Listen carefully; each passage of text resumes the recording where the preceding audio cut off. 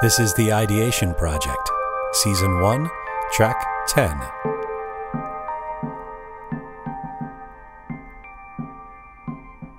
We live in a world enchanted by shorthand.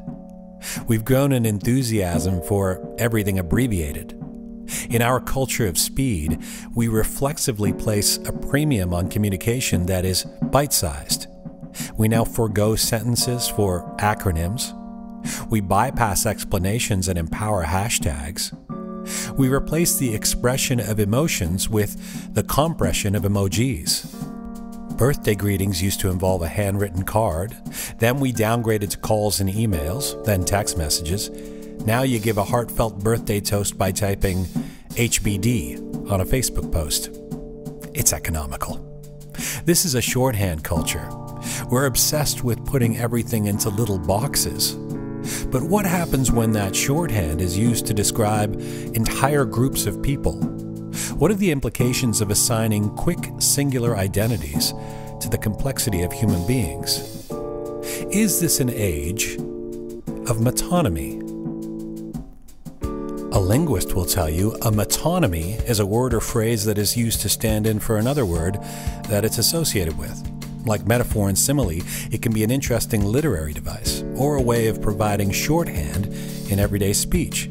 An example of a metonymy is saying pen to mean the written word, as in the pen is mightier than the sword. We're not talking about the physical object, but what it represents. Similarly, when we say the White House issued a statement, we're using White House to mean the staff working within the building. The crown is often used in place of a royal person, a suit stands in for a businessman, or Hollywood is the stand-in to mean American cinema. These are examples of metonymies. But what happens if we apply a metonymy to an individual or to affect the way entire groups of people are perceived? Metonymical references may generally be benign, but they become more problematic when they play into social stereotypes. We've long used a place name for people who live there, but what happens when we use the place name for the stereotype of those people? Look at a pop culture precursor as a case study. In the classic 1985 movie Back to the Future, there's a scene in which Marty McFly has to elude some hysterical brown madmen who are trying to kill him. He and his mentor Doc Brown scream, "The Libyans!" Now, it may be that the nationality of the bad guys in this scene was correctly identified, but that was not really the point. We were expected to know that Libyans is a metonymy for one-dimensional terrorists who want to murder friendly Americans. Middle Eastern people may have been dehumanized in the process, but popcorn sales didn't really suffer. Of course, that was over 30 years ago, and that was just a fun film.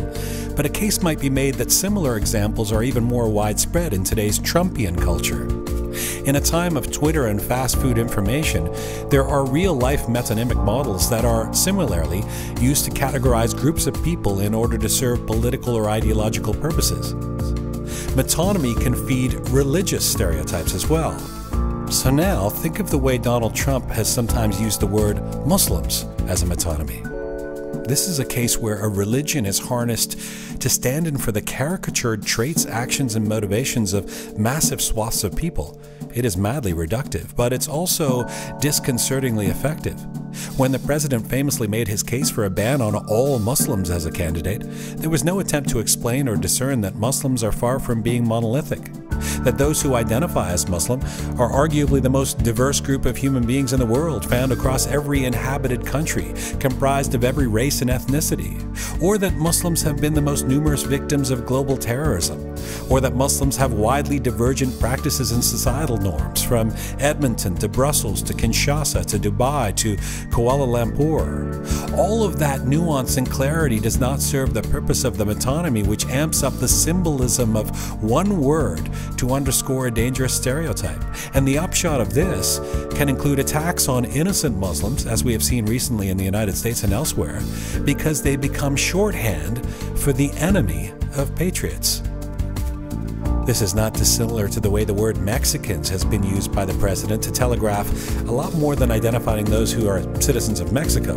When candidate Trump complained of a federal judge's heritage being Mexican, it was understood that this was a metonymy for untrustworthy, alien, or somehow criminal and in opposition to making America great again.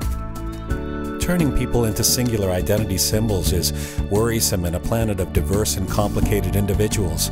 And the irony may be that President Trump's predilection for metonymy only advances a practice that also applies to him as an individual in profound and potent ways.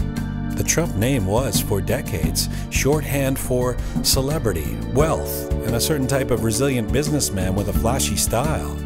By inverting the metonymy of a building for people in it, Trump made himself a metonymy for opulent buildings. It was a one-dimensional character of his own making. But now, each day, in real time, the word Trump is a metonymy that is entirely changing around the globe. It increasingly is being used to represent all manner of negative traits, from impatience to intolerance to boorishness to narcissism to incompetence. In fact, that word, his name, in the shorthand era of the hashtag, may have become the most scathing metonymy of all.